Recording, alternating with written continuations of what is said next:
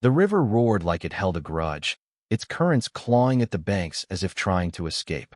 Elias, an old man with a face carved by time, stood trembling on the muddy shore, his gnarled hands clutching a walking stick that sank slightly into the earth. He'd come here every dawn for 50 years, but today, his heart thrummed with a purpose he couldn't name.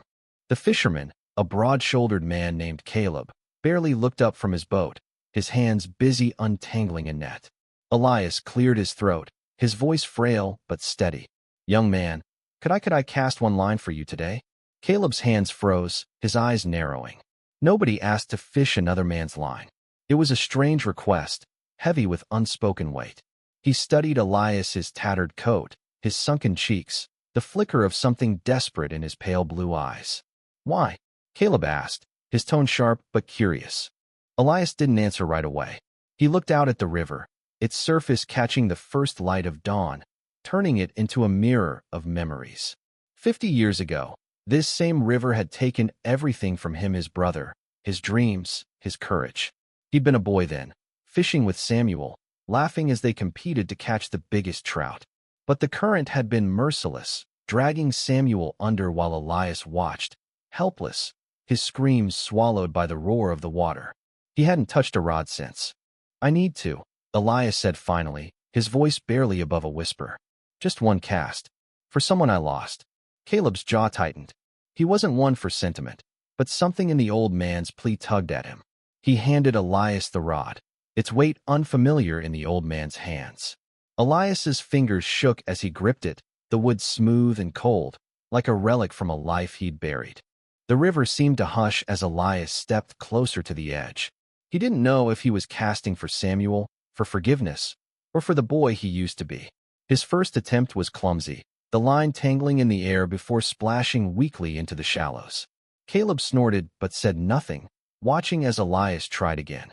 This time, the line sailed out, cutting through the mist and landing with a soft plop in the deeper current.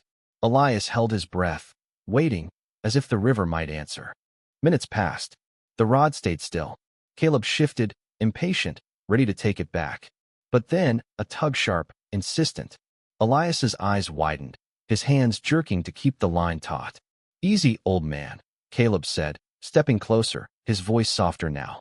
The fish fought hard, pulling the line in wild arcs, and Elias's frail arms strained under the effort. For a moment, he felt young again, the river no longer an enemy, but a partner in this fleeting dance. They landed the fish a trout, silver and gleaming, bigger than any Elias had seen as a boy. Caleb let out a low whistle, but Elias barely noticed. He knelt by the fish, his fingers brushing its scales, tears welling in his eyes. "Samuel," he whispered, though he knew the river couldn't give his brother back. Caleb watched, silent, sensing the weight of the moment. He didn't understand it, but he felt it. As the sun climbed higher, Elias handed the rod back, his hands steadier now. "Thank you," he said, his voice breaking. Caleb nodded, unsure what to say. He didn't know Elias's story, but he knew the river had a way of holding secrets, of giving and taking in equal measure. Elias turned to leave, his steps slow but lighter, as if he'd left something behind in the water. But the river wasn't done with him yet. That evening, as Caleb cleaned his boat, he found something caught in the Rietza's small, tarnished locket, its chain rusted but intact. He pried it open, revealing a faded photograph of two boys, one unmistakably a young Elias, grinning beside another boy with the same blue eyes. Caleb's breath caught. He didn't believe in ghosts, but the river had a way of speaking. He tucked the locket into his pocket, deciding he'd find Elias tomorrow. Caleb woke with the locket heavy in his pocket, its presence like a question he couldn't answer. The river was calm today, its surface smooth as glass, but he felt uneasy, as if it were watching him. He'd planned to find Elias, to return the locket and ask about the boy in the photograph, but the old man was nowhere near the riverbank. Elias, meanwhile, sat in his small cabin, staring at the wall where a single photograph hung, a faded image of him and Samuel, taken the summer before the river claimed his brother. He hadn't slept. The memory of yesterday's cast, the trout's silver flash, had stirred something in him. It wasn't peace, not yet, but a crack in the guilt he'd carried for decades. He wanted to go back to the river, to feel that fleeting connection again, but his body ached, and doubt gnawed at him. What if the river had only teased him with hope? Caleb, frustrated by Elias's absence, decided to ask around the village. The locals knew Elias as the quiet old man who kept to himself, always seen near the river but never fishing. "He's haunted," said Martha. "The baker," her voice low, "lost his brother years ago. Never got over it." Caleb's grip tightened on the locket. He didn't believe in hauntings, but the photograph felt like a piece of Elias's soul left behind by the river. By noon, Caleb found Elias sitting on a bench outside the general store, his eyes distant. "Found something," Caleb said, holding out the locket. Elias froze, his hands trembling as he took it. He opened it, and a choked sound escaped him. "Where?" he whispered. "The river," Caleb said. "Caught in the reeds." Elias's fingers traced the photograph, his eyes glistening. "This was Samuel's," he said. "He wore it that day. I thought it was gone forever." The locket's return was a twist Caleb hadn't expected. He'd assumed Elias's request to fish was a whim, a fleeting wish of an old man. But now, he saw the river as more than water. It was a keeper of memories, a bridge between past and present. "Why'd you stop fishing?" Caleb asked, sitting beside him. Elias's gaze drifted. "After Samuel, I couldn't. Every cast felt like tempting fate, like I was asking the river to take me too." Caleb listened as Elias spoke of that day, the laughter, the sudden slip, the current's merciless pull. Elias had tried to save Samuel, diving in until his lungs burned, but the river was stronger. He'd blamed himself ever since, convinced his hesitation, his fear, had cost Samuel's life. "Yesterday," Elias said, "was the first time I felt him again, like he was there, guiding the line." Caleb didn't know what to say. He'd fished the river his whole life, seen it as a livelihood, not a place of ghosts or redemption. But Elias's words shifted something in him. He thought of his own father, lost to illness years ago, and the things he'd never said. "Come back tomorrow," Caleb said. "Cast another line." "For Samuel." Elias looked at him, surprised, then nodded, a faint spark in his eyes. The next morning, Elias returned to the river, the locket tucked in his pocket. Caleb handed him the rod, and this time, Elias's cast was smoother, the line arcing gracefully over the water. They fished in silence, the river's murmur filling the space between them. No fish came, but Elias didn't seem to care. Each cast felt like a conversation with Samuel, a way to say the things he'd never had the chance to. As they packed up, a woman approached Clara, a stranger to the village, her face lined with years, but her eyes sharp. "You're Elias," she said, her voice carrying a weight that made Caleb pause. "I knew your brother." Elias's rod slipped from his hands, clattering to the ground. Clara's arrival was a jolt, a twist in the story neither man had seen coming. She carried a letter, yellowed with age, addressed to Elias in Samuel's handwriting. Elias stared at the letter in Clara's hands, his heart pounding so hard he thought it might break. Clara's eyes softened as she handed him the envelope. "I found it among my father's things," she said. "He was a postman back then. This never made it to you." Elias's fingers trembled as he took it, the paper brittle under his touch.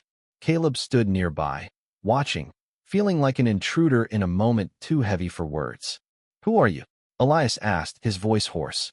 Clara explained. Her father had known Samuel, had promised to deliver this letter the day of the accident. But the tragedy had shaken the village, and the letter was forgotten, tucked away in a box until Clara discovered it decades later. She'd come to the river hoping to find Elias, guided by stories of the old man who lingered by the water. "I'm sorry it took so long," she said, her voice breaking. Elias opened the letter, his hands shaking so badly Caleb thought he might drop it. The words were simple, written in the hurried scrawl of a boy. "Elias, you're the best brother. Don't ever think you're not enough. I'm proud of you. Samuel." Tears streamed down Elias's face, carving paths through the dust on his cheeks. He read it again, then again, as if the words might vanish. "He wrote this before?" Elias whispered. Clara nodded. "The morning he died." The revelation hit Elias like a wave. All these years, he'd carried the weight of Samuel's death, convinced he'd failed him. But Samuel had seen him differently, had loved him, believed in him. The letter was a lifeline, pulling Elias from the depths of his guilt. Caleb, watching, felt his throat tighten. He'd never known loss like Elias's, but he understood the power of words left unsaid. Clara stayed, sharing stories of her father's memories of Samuel's laughter, his knack for finding the best fishing spots. Elias listened, hungry for every detail, as if each one brought Samuel closer. Caleb, usually gruff, found himself drawn in, asking Clara questions to keep the stories flowing. The river, once a place of sorrow, became a backdrop for connection, its steady flow a reminder that life moved on, even through pain. The next day, Elias returned to the river with a new purpose. He didn't ask for the rod this time. Instead, he brought a small wooden box, carved with Samuel's initials. Inside was the locket and the letter, treasures he'd guard forever. He sat by the water, talking to Samuel as if he were there, his voice steady now. Caleb watched from a distance, giving him space, but he noticed something new in Elias' quiet strength, a man no longer defined by loss. Clara joined them again, bringing a sketchbook filled with drawings of the river, inspired by her father's stories. Samuel loved this place, she said, showing Elias a sketch of two boys fishing, their faces blurred but unmistakably young Elias and Samuel. The drawing was another twist, a gift that deepened Elias's healing. He traced the lines with his finger, smiling through tears. "He's still here," Elias said, looking at the river. "In every ripple." Caleb, moved by the moment, offered to teach Elias to fish properly. "Not just one cast," he said. "Let's make you a fisherman again." Elias laughed, a sound so rare it startled Caleb. "Maybe," Elias said. "Maybe I will." The river, once a thief, now felt like a friend, holding memories instead of stealing them. The river glittered under the midday sun, its surface alive with light, as if celebrating Elias's return. He stood taller now, his walking stick more a companion than a crutch, the wooden box with Samuel's locket and letter tucked safely in his coat. Caleb, rigging his boat nearby, glanced at Elias and saw a man transformed, not younger, but unburdened, as if the river had finally given back what it had taken. Elias had been coming to the river daily, not always to fish but to sit, to talk to Samuel through the water's murmurs. Caleb had started joining him, their silences comfortable, their conversations deeper. Elias spoke of his life after Samuel's years of solitude, of avoiding the river, of believing he didn't deserve to live fully when his brother couldn't. Caleb shared his own regrets, the father he'd lost, the words he'd never said. The river listened, binding them in its quiet wisdom. One morning, Clara returned with a proposal that caught both men off guard. "The village needs a story," she said, her eyes bright. "About the river, about Samuel, about healing." She wanted to organize a gathering, a way to honor the river's role in their lives, and she wanted Elias to speak. Elias balked, his old fears resurfacing. "I'm no storyteller," he protested. But Clara was persistent, and Caleb, surprisingly, backed her. "You've got a story worth telling," he said. Samuel would want it. The idea of the gathering grew, pulling in the village like a tide. Martha, the baker, offered to bring bread. The general store owner donated chairs.